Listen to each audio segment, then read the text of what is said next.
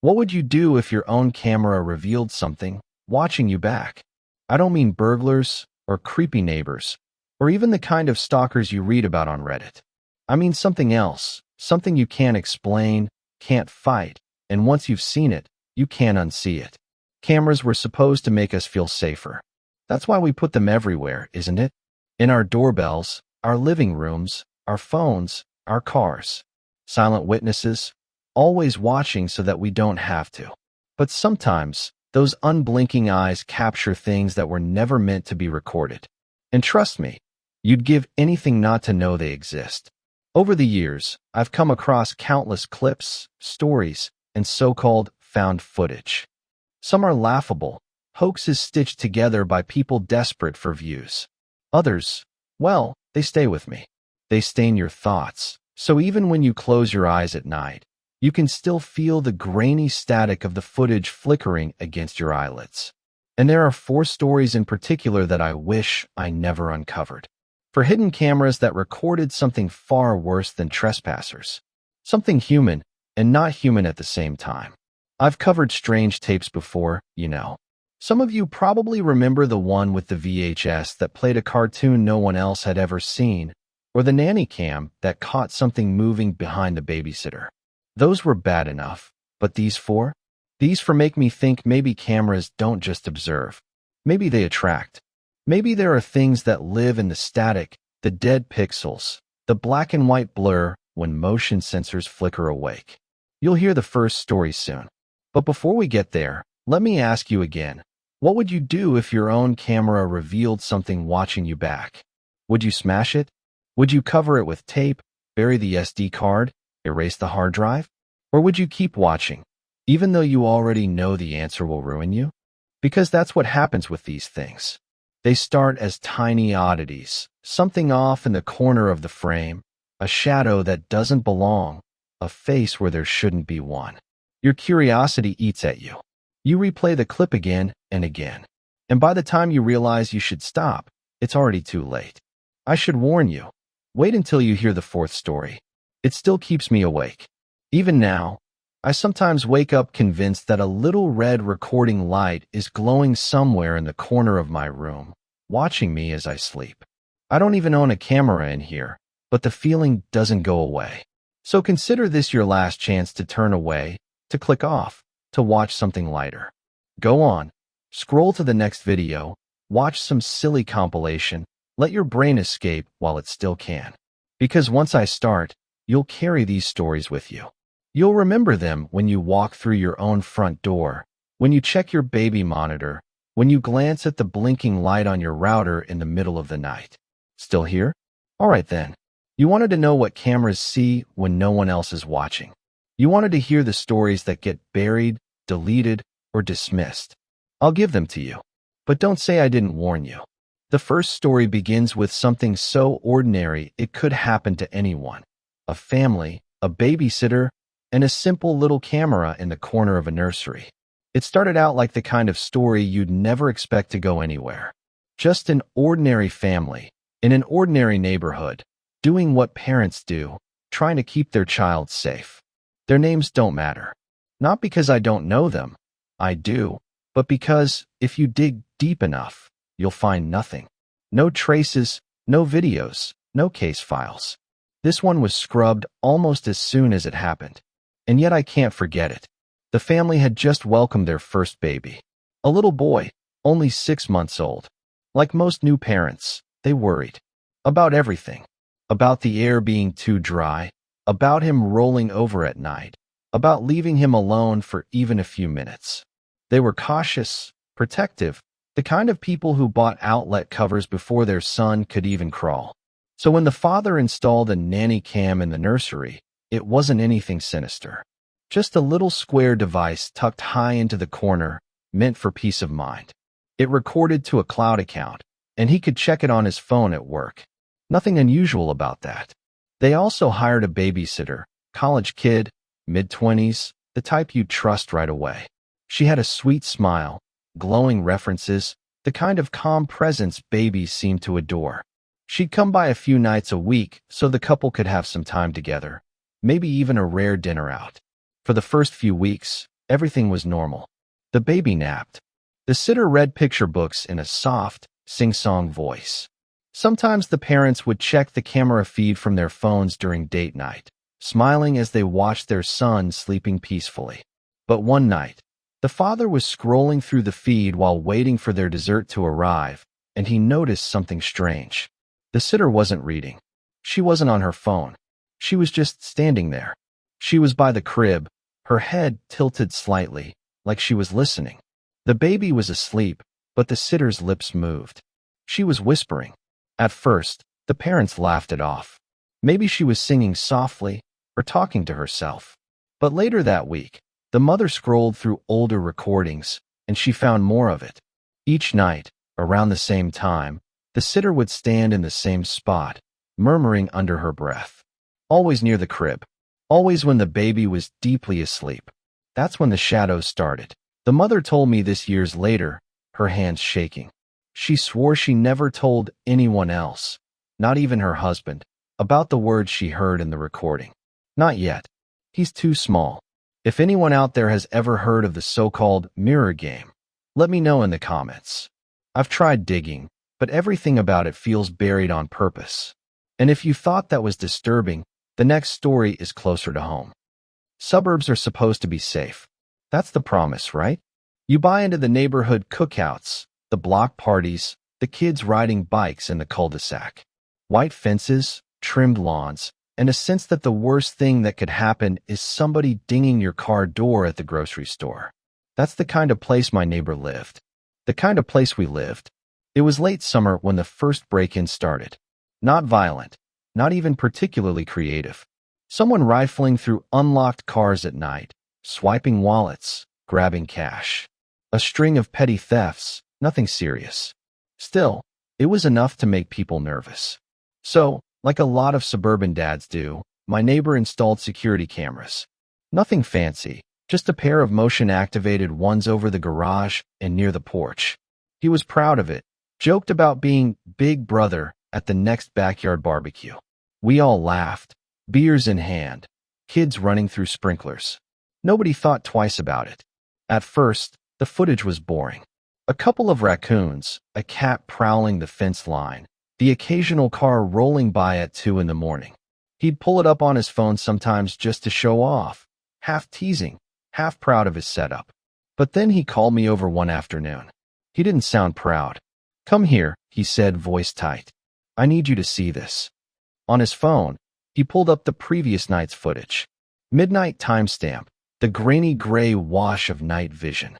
At the far edge of the lawn, where the grass met the sidewalk, someone was standing. Not moving, not approaching, just standing there. The figure was tall, shoulders hunched slightly forward, arms hanging limp. The resolution wasn't clear enough to see a face, but the posture was unmistakably human. They stayed there for 6 minutes, motionless, until the camera timed out. My neighbor chuckled nervously. Probably some punk kid, right? Dare game or something. But he didn't sound convinced. The next night, the figure came back. Same time, same place. This time, it lingered for 11 minutes. Then the night after that, closer, standing halfway up the lawn, still as stone.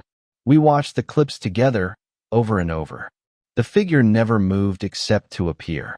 One frame it was there, the next frame it was gone, as if it had stepped out of existence instead of walking away. By the 4th night, the thing was standing right in front of the porch, barely 10 feet from the camera. And this time it moved. It lifted one arm, slow and deliberate, and pointed. Not at the door, not at the house, at the camera, like it knew. That was the first time my neighbor admitted he was scared. He called the police, but what could they do? No crime had been committed. Some prowler standing on a lawn wasn't illegal. The officer who came by looked at the footage and shrugged. Glitch. Bug in the system. Happens all the time. But it didn't stop happening. Each night, the figure returned. Closer, clearer. The timestamp rolled forward.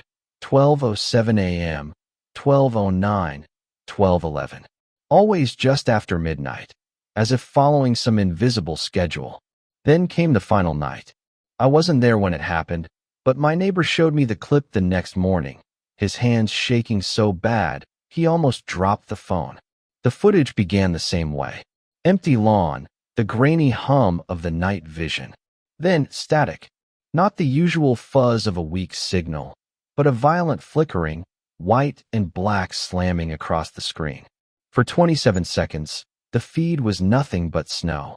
When it returned, the lawn was empty. And my neighbor? Gone.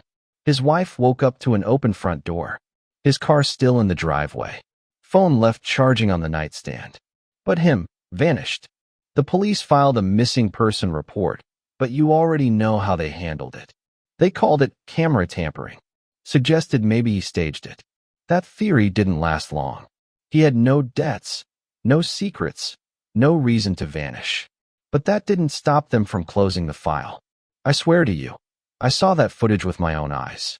I watched the figure pointing, watched the static storm, watched the frame empty as if something had simply erased him. And yet, when I asked his wife for the files later, the account was locked. To this day, I tell people, the account is locked. I've tried contacting the family. No response. Maybe they don't want to relive it. Maybe they were warned not to. Or maybe the figure didn't just take my neighbor. Maybe it took everything tied to him too. Memories, files, traces. So here's where I'll ask you, what do you think it was? A stalker? Some kind of, what? Glitch in reality? Something older, stranger, that knows when you're watching? I'd like to believe it's the first one. That would be easier to explain, wouldn't it?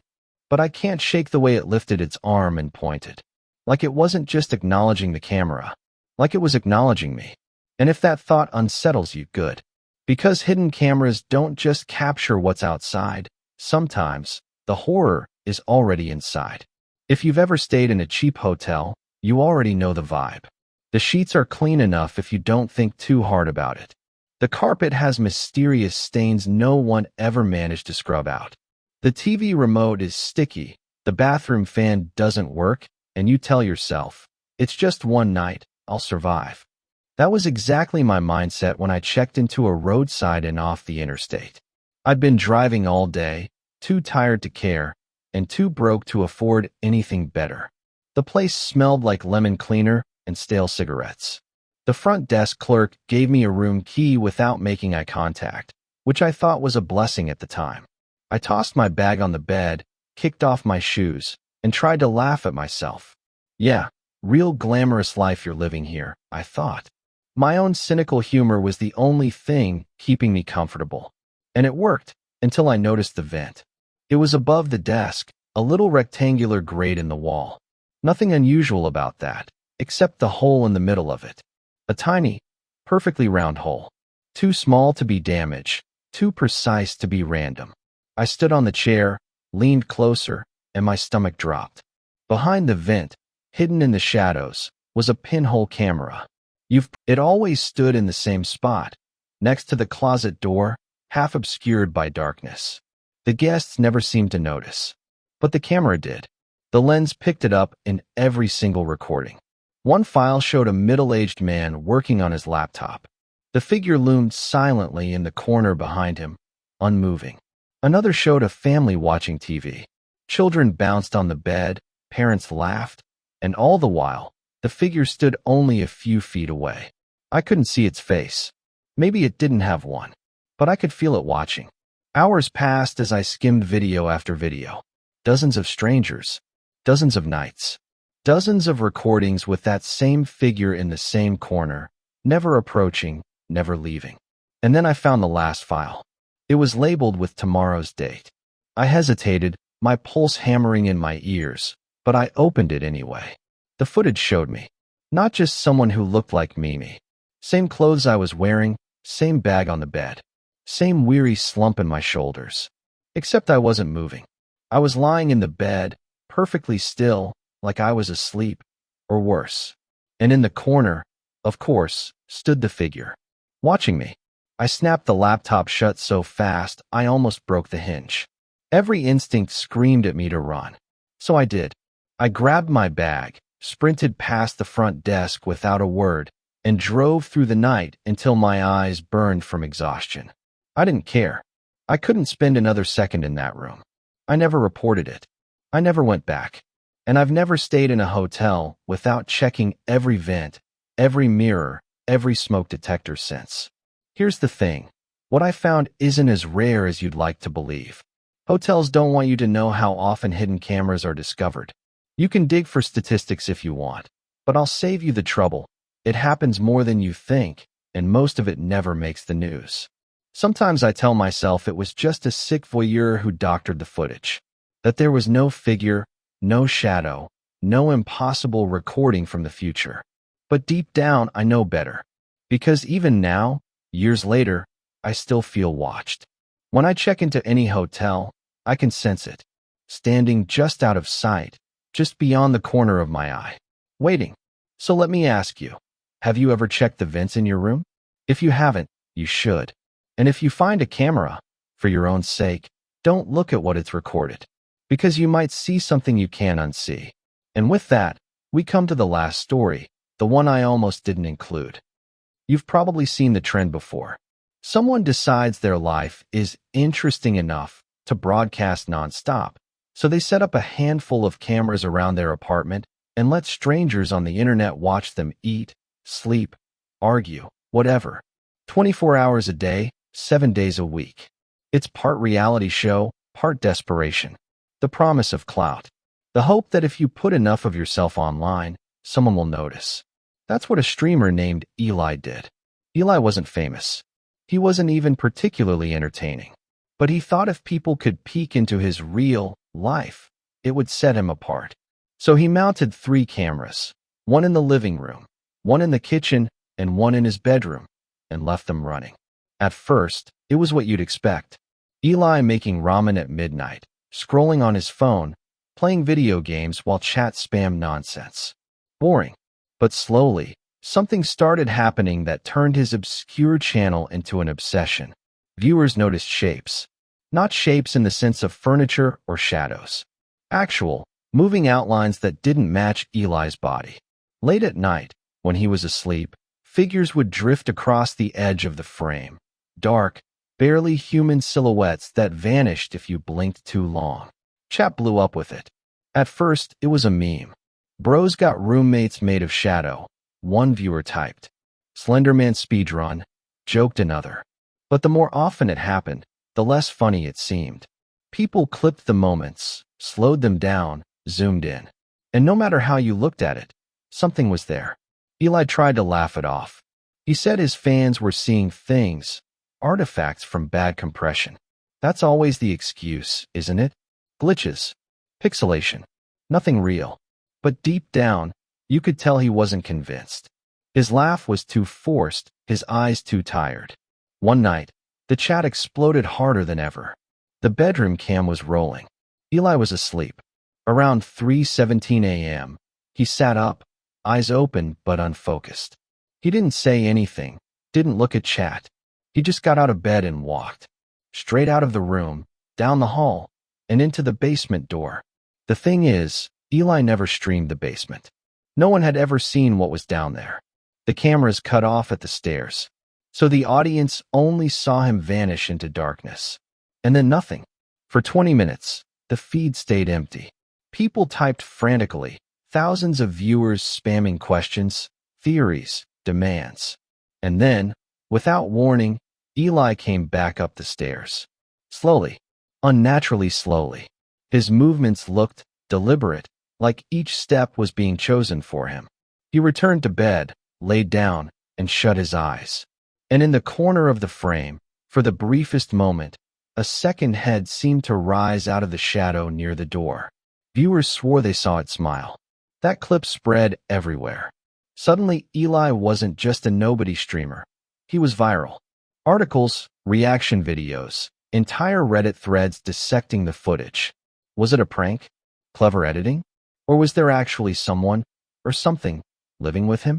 A week later, Eli gave his viewers an answer. Or maybe it was more of a warning. The final broadcast began like normal. Eli sat in front of the living room cam, scrolling his phone, chat flying past. But he wasn't reacting. He wasn't talking. He just sat there, pale, jittery, glancing over his shoulder every few seconds. After an hour of silence, He leaned closer to the camera. His eyes looked glassy, his lips trembling. And then he whispered, "It's behind you too." For a second, the feed glitched, screen tearing, audio distortion, like the entire stream was being chewed apart. And then static. Every camera cut out at once. By morning, Eli's entire channel was gone. Deleted. No archive, no clips, no account. Fans flooded Twitter, Discord, anywhere they could share what they'd seen. For a while, people passed around re-uploads, grainy screen recordings of the final moments. But every link vanished within hours. Posts deleted. Videos removed. Not flagged for copyright. Just gone. And here's where it gets worse. Some viewers swear they've managed to watch versions of the final clip that contain more. They claim that after Eli whispers his warning, the camera keeps rolling. That he turns his head, stares off-screen, and begins smiling. Too wide. Too long. And that something dark, something not human, leans into frame beside him. But no one can ever prove it. Every time someone tries to share the footage, the file corrupts, the link breaks, or the account disappears. So if you've ever seen those vanished clips, if you've got a working copy, drop a link. I won't watch it, but others might. Just be careful, because Eli's last words weren't just for his viewers. They were for us. And that brings us back to the wrap-up. I keep thinking about how ordinary all of it felt at first. A camera is a comfort, a tiny eye that reassures us when we sleep or step out for an hour. But tonight, after these 4 tapes, that comfort looks different. The babysitter who whispered to whatever watched the crib. The neighbor whose porch camera was pointed at as if the quiet itself had intention. The hotel room corner that held the same dark figure in every guest's footage. The streamer who stared into the lens and warned us, then vanished. These stories start in familiar places. Family, suburb, travel, the internet. They end with something else entirely. A strange calculus of attention and exposure, as if whatever moves in the edges learns from being observed. Call it coincidence, call it malfunction, call it mass hallucination if you must. Some of you will ask for proof, but proof doesn't make you safer. Sometimes proof only tells you where to look. I don't have all the answers. I have recordings I can't show, accounts I can't access, people I can't find. What I do have is a warning and a question. What are we inviting in when we let cameras watch our lives? Are we simply documenting reality, or are we teaching something to exist there? Which of these stories disturbed you the most? Tell me in the comments. I'll be watching. And if you check your cameras tonight, pray nothing looks back, if you dare.